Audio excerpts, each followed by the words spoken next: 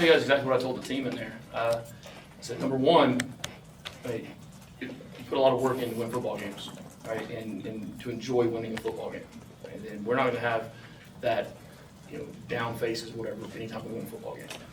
Right? That was the first thing. And then I said, but there's a reason why everybody feels the way they do right now, right? Because we left a lot on the table.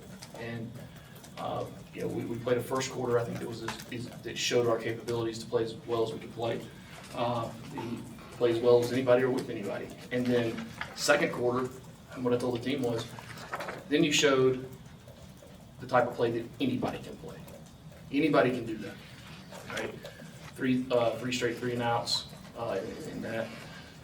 Now, I'm going to be positive here and say the positive that comes out of it is we had a chance to see Marshall get some punts in. All right? So that was a very positive thing to see, his leg and his accuracy and the ability to play field position with him. So I was very pleased with him in the way he punted the ball to flip the field back. But all in all, we've got things we've got to clean up there. We can't have those stall outs. We can't have those ebbs and flows in the game. Anybody can see that and know that. So we came out of the game pretty healthy, I believe, and we'll see how where that goes. But we've got to improve our play, right, to be able to continue the momentum we have and continue to win games we have to win. And I said to the team, everything we do is training for something, right? Regardless of who's in the game, regardless of what part of the game it is, regardless of the opponent, regardless of the scoreboard, everything we do is training for something, right? And that's the way we have to look at it. So when I walk in and, on a Sunday, that's what I said. Saturdays are to enjoy the win. Sundays are to be very transparent about them, and whether it's a win, loss, it doesn't matter. So when I walk in and I talk about the things we have to correct and the things we have to be better at, right? Don't get your panties in a wad and say, oh, well, I think we lost the football game. I don't look at it like that. I look at it as it's either right or it's wrong, and we have to continue to improve. And you're going to have games like this, right? You don't want to have games like this, but you're going to have some inconsistencies in there. The thing we can't do is allow it to carry over to the next drive, and then the next drive, and the next drive, right? And but I'm happy for the guys. Right? We were able to get a good win and didn't play that.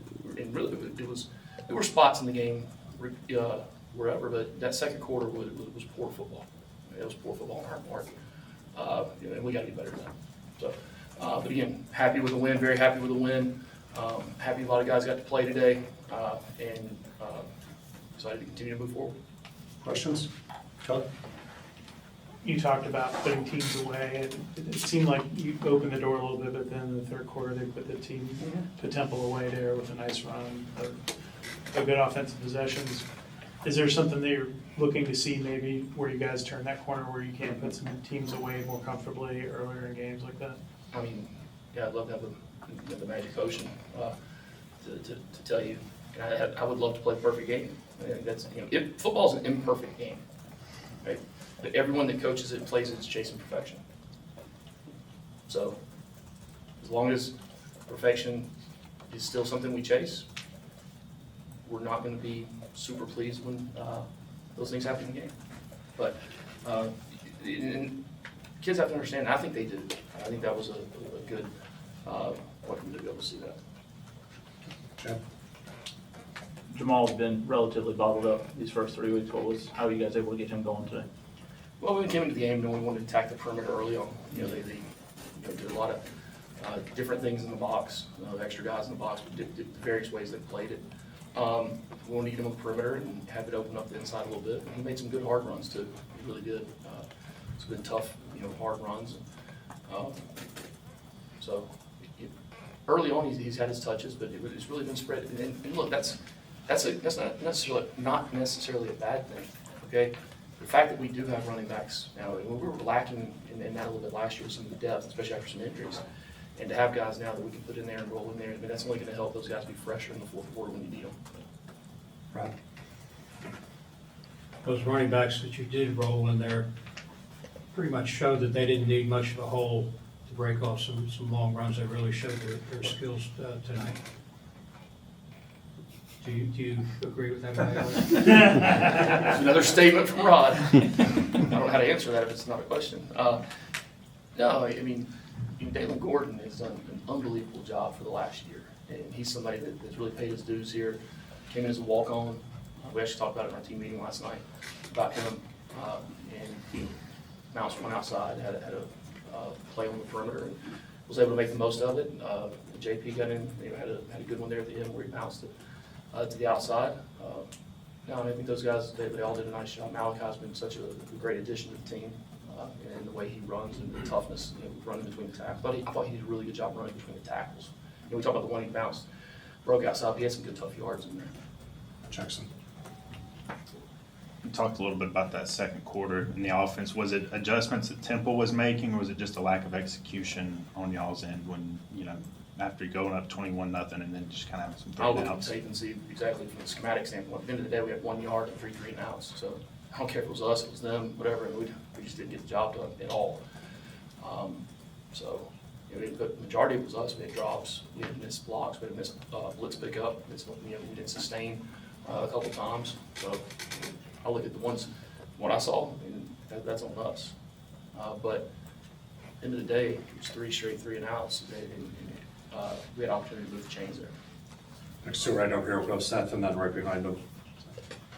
Saw Payne's got banged up after the second touchdown, I guess, ironically throwing the ball and put him back in there. How do you balance, just in general, the fact that his running the ball, his kind of wrecking ball mentality is so important with the risk that could knock him out at any point? What do you tell him, or do you just tell him, just do it, just go? Yeah, I mean, he plays his game. I mean, look,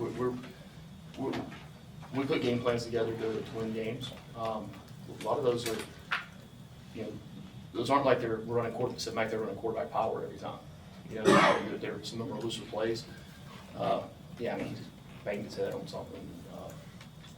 He was fine after that. But the thing people don't recognize with Haynes, I mean, he does a good job of avoiding contact when he gets out there in space. It might look like he's reckless in the way he goes down.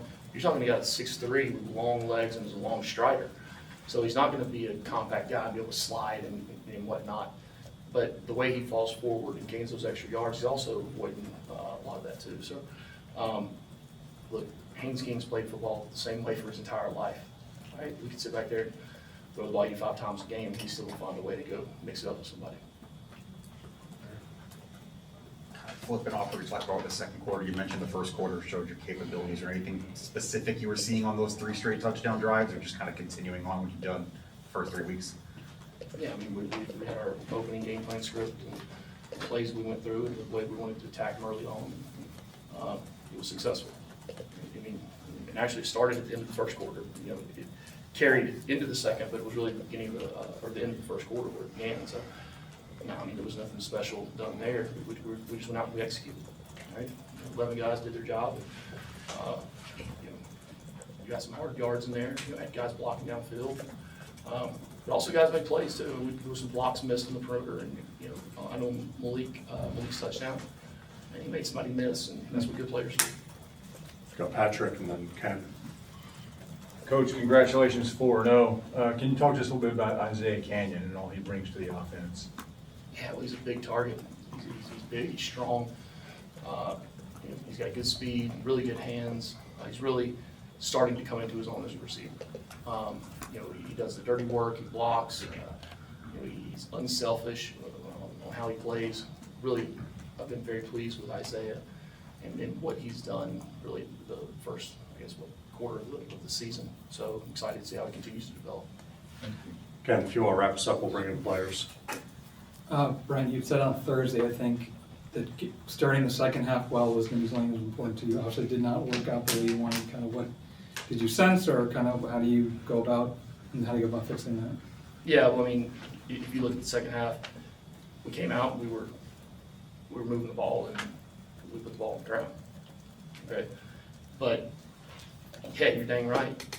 Now we could have come out there and played the game backwards and been better than we were in the second quarter, so it would have been an improvement regardless there.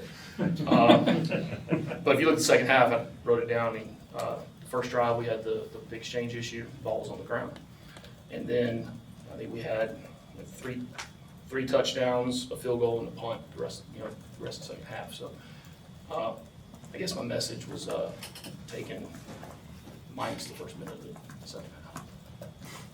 All right, thanks, coach.